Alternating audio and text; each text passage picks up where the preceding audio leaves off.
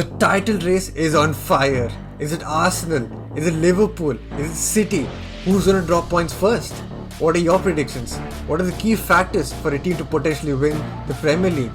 We will answer all these questions in this specific video, so stay tuned till the very end.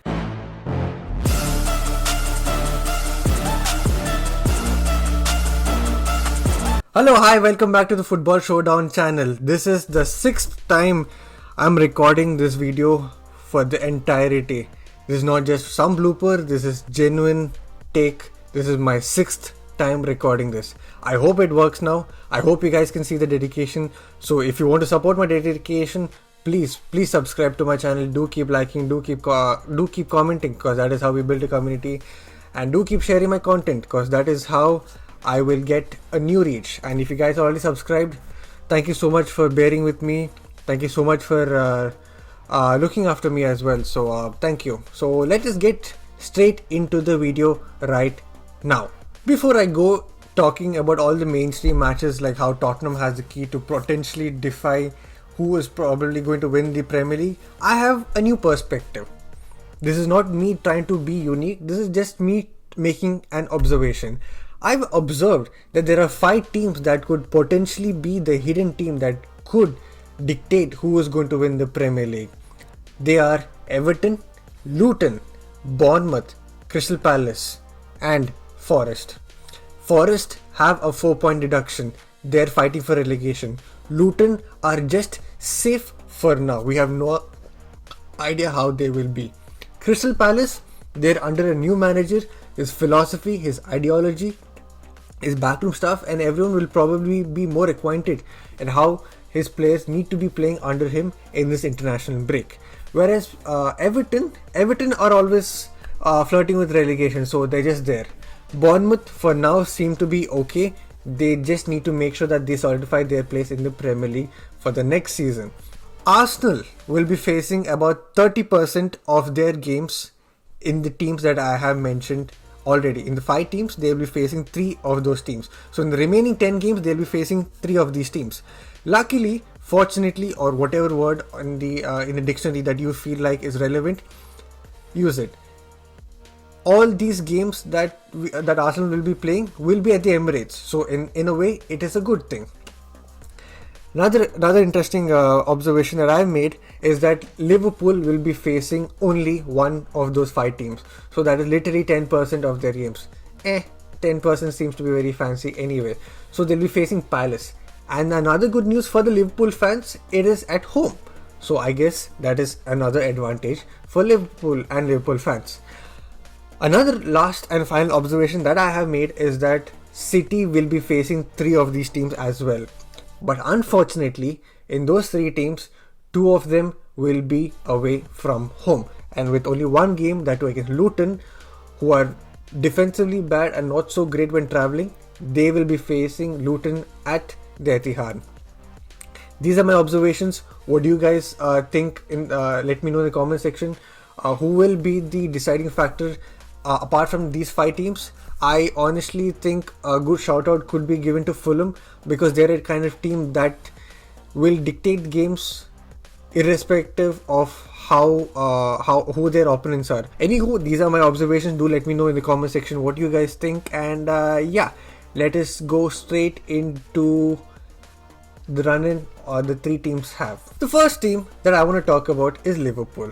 More like, I think Liverpool fans want every other content creator out in the world, like Goldbridge or Rory Jennings or the entirety of AFTV or United Stand or even DR Sports or Big Six or even Klopp. Klopp is the thing. They just want everyone to give them flowers for things that they have not done first, for the things that they are not even part of, or to just want them to be part of the conversation. How was the entirety of that quadruple amazing run that Liverpool were going through? Unfortunately, they were humbled, more like humiliated in the worst possible way. How? How do you ask? There is this one Brazilian fake fraud. Fake fraud? What? Where has my vocabulary? This fraud from Brazil. They just not let him score his first goal in 2024. They let him score with his right foot. Anthony. How did Liverpool let Anthony score against them. It is worse than Emerson Royal scoring against City. Like, Emerson Royal is probably the worst right back in the entire Premier League, and then you have Anthony, but somehow you just not let Anthony score with his left foot, because to be very fair, Anthony has a good left foot. You let him score with his right foot, and it was a shitty goal to make it even worse. And best of all, where all the United fans were saying, oh, Ten Hag should use Ahmad, the United board needs to sell Ahmad so that he can fulfill his potential somewhere else. Eric Ten Hag needs to be sacked. He doesn't know how to play against Big Six. Guess what? Ahmad scores the damn winner. Couldn't have written a better script for that kid, because he has done really well in his loan period away from United. He seems to be a really good and really talented player as well, because when he signed, I was genuinely like, oh, okay, this could be a potential for the for the future. Probably in like 2-3 years, he could be an issue when facing him. It was a fairy tale ending for United, and for all the rival fans crying that Eric Ten Hag needs to stay at the wheel, I agree. Eric Ten Hag is the man for United, but I'm sorry. We are here to talk about Liverpool. Liverpool, you have done a service for the entire nation, you know. You have made sure that Eric Ten Hag stays at the wheel. You have brought back the career that Anthony deserves at United. You have brought back the energy at Old Trafford. You guys, Liverpool have brought back the trust that Eric Ten Hag needs in Ahmad. You have brought back the trust that the entire United fan base need to have, that they are in the title race this season also. So yeah, thank you so much for Liverpool. I hope you are happy with this introduction, because you guys need all the flowers for everything that you have done in the world. So Liverpool, what do we have for Liverpool? Liverpool, right after the international break, will be facing Brighton, which isn't so hard. They will beat them. It won't be an easy walk in the park, but I think they will beat them. Right after Brighton, I think they will be facing they will be facing Sheffield. Piece of cake. Right after that, they will be going back to Old Trafford. Will they turn around the tide? Is that my vocabulary has gone to shit. This is my 6th time recording. Bear with me. Will they turn it around? That is all for Eric Ten Hag, to be honest. Not even Klopp. Oh, you're offended? Okay, for you, I will just say it all depends on Klopp. Will Klopp be the one that turns it around? I guess so. If not, I told you so. Right after that, they go face Crystal Palace, who are in decent momentum. I have not completely checked them out, or not have I seen matches to even understand how well they're doing.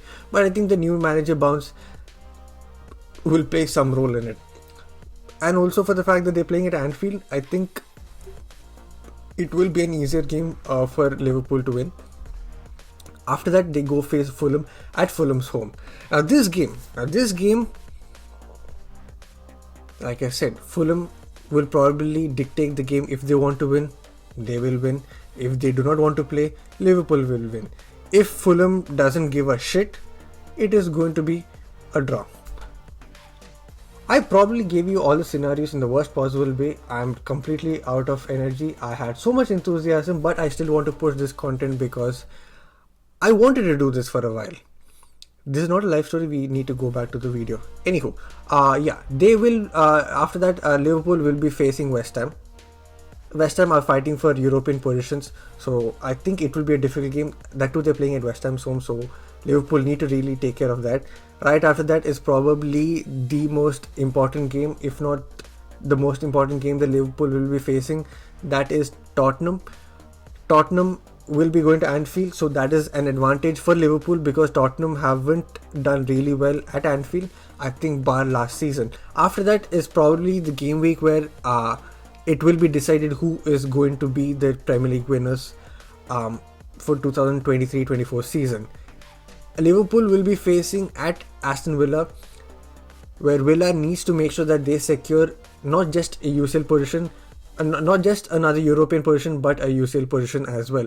Emery doesn't want the tie that he bottles it in the end, so I think he will try his best to make sure that he locks in a UCL position for Aston Villa, as Aston Villa have done really well in making sure that they've utilized the money that they've gotten from Grealish in making their investments in multiple places. Like they wanted players to get in goals, assists, pass, ball magnet, all the words that are fancy enough for the footballing world. That's my thoughts about Liverpool. Do let me know what you guys think in the comment section. And yeah, let's swiftly move to Manchester City. Manchester City, probably the most feared team only because of Pep Guardiola. If you are leading 1-0 or 2-0 by the end of 90th minute, it could be even 3-2 to Pep Guardiola or even 2-2 to Pep Guardiola. I faced this first-hand anger when City came all the way to Emirates back in in the 1920 or 2021 season. It was on New Year's. Arsenal played a brilliant game. We deserved at least a draw, and then Rodri came in clutch and won them the game. So how does City fare in the next 10 games? Let us find out. City will be facing Arsenal at the Etihad. As an Arsenal fan, I will give my opinions later. For now, we will stick to just me being Suchit, who is on the show as a neutral fan. Manchester City at Arsenal, as per history and on paper, City have the minerals, City have the luxury to flex their muscles to make sure that they can get the victory, if not in the easiest manner, at least they have the bench to make sure that they have enough quality to score and win the game. But Arsenal are in the right form, they are in the right mindset, they have a nice, good rest in this international break, especially after that fantabulous period right after the Dubai trip. They've been in form, they've been scoring so many goals, so anything could happen at the Etihad. But as per history, Arsenal haven't travelled to the Etihad and had a good time. So I think if you look as per history, City will get a victory there. Right after that, luckily they'll be facing Aston Villa again at home. So I think it will be a win for Manchester City. I do not think it will be an easy win though. Why? Because, like I said, Emery wants to solidify the 4th position for Aston Villa. He just doesn't want another Europa League finish. He wants a UCL finish. And after the Aston Villa game, they will be travelling to Crystal Palace, like how I told you before. Crystal Palace, like I said, new manager bounce, his philosophies, his ideology and his playing style will probably be installed in his team and his backroom stuff. We'll have to see how that looks like. But even last season, City needed a last in the end minutes penalty for them to win a match. This time, them not clicking, them not doing well and them leaking goals, I think Crystal Palace could get a result. But if you look at how things are, I think it should be a win for Manchester City. After that, they travel to Luton. Luton is an easy game, so we won't talk much about it. Right after Luton, they will be facing Tottenham. Now, this game could be a bogey team for them, because Manchester City have not travelled well to Tottenham's home, especially Pep Guardiola, and he has not gotten a result at Tottenham's home as well. So I think if they cross this stage with a win at Tottenham's home, I think it will be a very, very important step in their run for the 4-peat. We'll have to look into how things go, because right after that they will be facing Chelsea in the FA Cup. This season Chelsea have not done really well in the Premier League, but when it comes to facing the top 6, they've always turned up against Liverpool, against City, against Arsenal, against Tottenham. They've always turned up. So how will Chelsea face City, or how will City manage their minutes to make sure that their star players aren't injured for the run-in? We'll have to see. Oh, for the fact that City are facing Madrid in UCL, we do not know how they will fare in that UCL run. Will they qualify for the semi-finals? We do not know, so we'll have to look into that as well. That I will make a separate video. For now, we'll just discuss about the Premier League run and the FA Cup. Right after that is another important game for City, as they will be travelling to Forest. As of now, Forest have 4 points deducted. We do not know how the situation will be by the time they face Manchester City, but for now we will talk about how it looks like. Forest need to get a victory to make sure that they solidify their position at the Premier League. The nostalgia and the heritage won't be enough to save them from staying at the Premier League. They need to bag 3 points, and they need to do that quickly. They can't leave it to the very end. So with the way City are playing, I think Forest have enough quality to make sure that they can at least get a result, because they had almost enough quality to win the game versus Liverpool, if not for all those simple misses from Forest, especially Elanga. After the Forest game, it's a pretty chill game for City. They will be facing Wolves. After Wolves, they travel to Fulham. Like I said, Fulham will probably dictate if they want to win the game or not. And this game week 37 will be the game week, I think, where the Premier League title has been decided. Anywho, let's go and talk about the new boys in town after 20 years finally showing up for another title race. The Arsenal. The mighty Arsenal. Finally, after many years of inconsistent performance, we are seeing some consistency from the team. And to say some consistency is also an understatement, because I feel these kids aren't here to mess around. But will that mean a UCL or a Premier League at the end of the season? Well, you got to wait for a few more minutes before the Arsenal fan in me comes out and gives his opinion. For now, we are just sticking to being a neutral fan, talking about how things are as it is. Arsenal will be facing Manchester City at the Etihad after the international break. Arsenal haven't travelled well to Etihad. They have not gotten a result there for a long time. They've always gotten beaten up. They've always been thrashed, humiliated, you can name it. But this Arsenal is new. Could they get a result? I think that is the max they could hope for, a draw. Because Etihad, many people will say it is Etihad. But I've had fans, I actually have friends who have gone to the stadium who sent me pictures. It looked really nice. It is fun to troll them, Etihad and everything, but to look at the you can honestly see that City have made it sort of a fortress where they do not let teams easily come there and roll them over, where teams have come there and capitulated, like how Madrid went to City last season and lost 4-0 at City's home. So right after this City game, Arsenal will be facing Luton. Luckily at home, it will be, I think, a decent game. It won't be easy. It will be a decent game in my opinion. Right after that, they will go to Brighton. I think Brighton, we're all forgetting that De Zerbi is under pressure to perform well if he needs to make the next move to a bigger team. Initially, there were rumors that he will be Madrid's manager, or if Ten Hag got sacked, he would be a nice manager for United, or now that Klopp is leaving, I think he would be a decent manager for Liverpool. But then a stat came out saying that he has not won over 16 games, and that completely shook many of the fans, because honestly, I didn't even realize it. I don't think many fans even realized that as well until the stat came out. So I think this game will be a pretty difficult game for the Arsenal, because Brighton need to do well. More than Brighton, I think De Zerbi needs to do well. Right after that, Arsenal will be facing their former manager Unai Emery in the form of Aston Villa. Now this game is at the Emirates. I think it will be a cheeky game for Arsenal. I think they got enough minerals to make it at the end with 3 points, but I don't think it will be another easy game for them. It will be a decent game. It will be a game of football and not just some street game where one team is dominating the other team properly.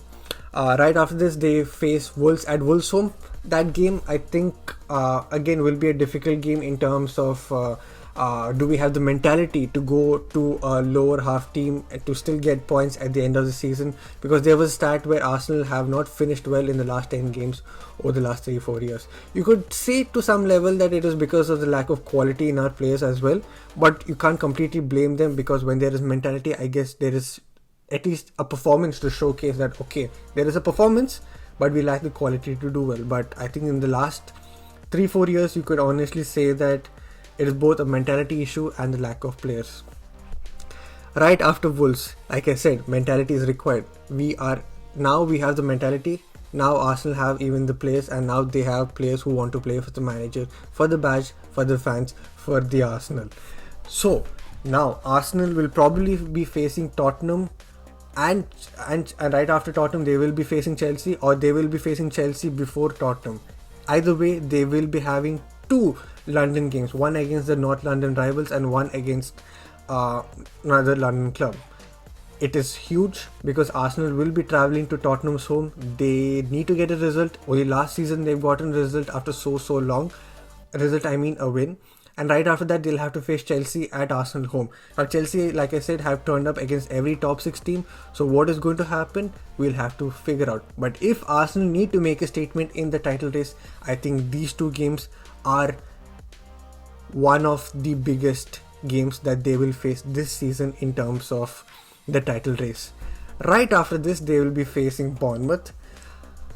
Unless Arsenal want to pull off another late winner like how Rees have pulled off last season, I think they will have this in their bag, because they need to really focus on the very next game, which is the title deciding game week, that is game week number 37. Arsenal, last season, refereeing issues hindered the way that they've played the rest of the game. I'm not saying they could have gotten a win at Old Trafford last season, but I'm saying if we got the early goal, I think it would have been a different narrative altogether. If we lost in the end, it would have been different, but I think if we got that early goal given to us fairly, it would have been at least a draw. And the season before that, we've almost drawn there, if not for the penalty given by Odegaard.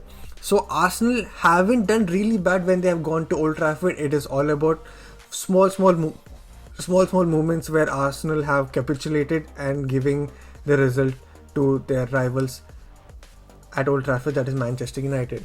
So when Arsenal travel this season to the Old Trafford, this season game at Old Trafford could be the season where Arsenal could lift their Premier League after 20 long years. It's been 20 years since the Invincibles. It could be 20 years since winning the next Premier League. It could be a nice story for Arsenal to break their long drought of 20 years with the Premier League title at the Old Trafford. Again, we do not know how the games Arsenal will be playing before this, so you've got to be very, very careful in how you feel about this game. We should not be very emotional about it unless we are literally one win away from lifting the Premier League. If we were in that state, I think Arsenal have to be really, really focused.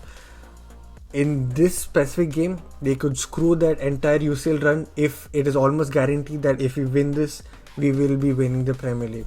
So we will come back to that later. We will see how the quarterfinals have gone for City and for Arsenal. Then we'll talk about even Liverpool, and then we'll come back again and reevaluate how things are going, and I will give my neutral verdict about it.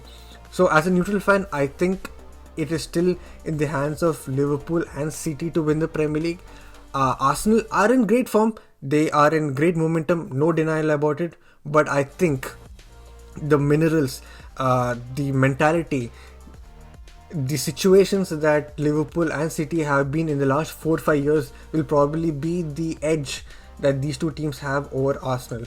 The other narrative is the fact that Arsenal have, had that issue last season where they've capitulated in the end. Could that be a steep learning curve for Arsenal? It would be brilliant if that was the story, but let's be very honest. Not every time that you have a steep learning curve will end up at a trophy or with a great output to showcase for. Sometimes it is all about the learning without having something to show for it. But what does an Arsenal fan in me think about the entire run-in? Let us find out. The Arsenal fan in me genuinely thinks Arsenal will win the Premier League. I think City are not doing well. City are leaking a lot of goals. They have not had KDB doing well. They are losing possession easily. They're not controlling the games properly. Teams are like nullifying Haaland easier than how they had difficulty last season. Liverpool, on the other hand, I think are running on just fumes of Klopp's farewell tour, Klopp's media darling, and they're running on those fumes. But for how long will that go? Klopp has been under a lot of pressure, especially after his comments after their loss, after them derailing from the FA Cup fixtures. So for how long will that go? We do not know. Arsenal have been the underdogs this season. They're always being the team that has been chasing the top this season. I think that will benefit Arsenal really well. So do I think Arsenal will win the Premier League? Yeah, they do have a better chance this season depending on one game. And that game is against Manchester City. Now, if Arsenal get a result at Manchester City, it's a huge moral boost. But if Arsenal win at Etihad, I think there couldn't be a better game for every Arsenal fan, for every Arsenal player, for every Arsenal soul out there to think, why not win the Premier League this season? Because if you can get a result at the Etihad after so many years, this could be a grand finale of a season. You never know. It's always fun to wonder about things, you know. But anywho, if you guys are new here, do support the channel. The neutral fan in me has been working really hard in pushing content, because this is the sixth time. He hopes that it really works out, because honestly, the first 3 times I've seen him record, it has been brilliant. The next 2 times have been good, but not as good as the first 3 times. But yeah, keep supporting him, guys. He needs all the love and affection, so keep subscribing, keep commenting, and keep liking all the content. And if you guys are already here and subscribed, thank you so much, because there is nothing better there's nothing better in this world than supporting a fellow gunner, a fellow football fan, to be honest, putting out decent content, not being too toxic about things like other mainstream media, and making sure that he puts out content that is good enough for conversations, and not putting out content just to be another YouTuber who's trying to make it in this world. So yeah, I will see you again soon. Bye bye, peace, good night. I might see you guys somewhere else, who knows. Bye bye.